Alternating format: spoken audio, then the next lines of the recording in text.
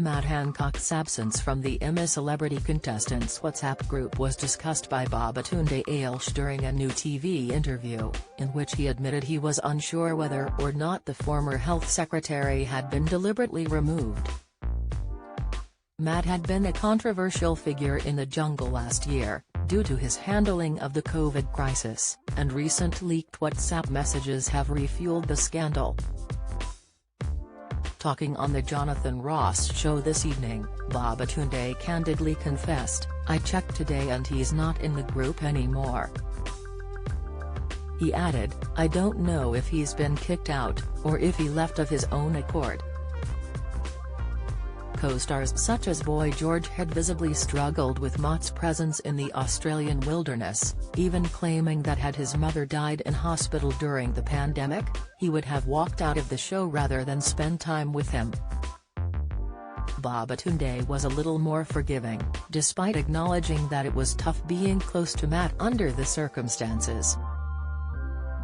"I tried to make good out of a bad situation," he divulged, adding, "You're in here, I've got to be your teammate. At the end of the day, I do believe in second chances and I was just like, let me at least try to be the nice person." Matt had been unpopular over anger that had broken his own social distancing guidelines during the pandemic to steal a kiss with Gina Coladangelo, with whom he had an affair. Incriminating photos of the kiss were plastered across the front page of newspapers, and the ensuing scandal led to his resigning from his cabinet position as health secretary. He tried to redeem himself and win the hearts of the public by entering I'm a Celebrity. Get Me Out of Here, where he endured a series of grueling and gag-inducing Bush-Tucker trials. Repeatedly voted for the trials, he was forced to chow down on kangaroo testicles, cow anus and even cockroaches, and being seen as a good sport meant public animosity towards him started to fade. However, debate over Matt's conduct recently resurfaced after more than 100,000 WhatsApp messages were leaked, painting him in a controversial light. Some of the messages see Matt seemingly going against the advice of Chief Medical Officer Professor Sir Chris Whitty over COVID.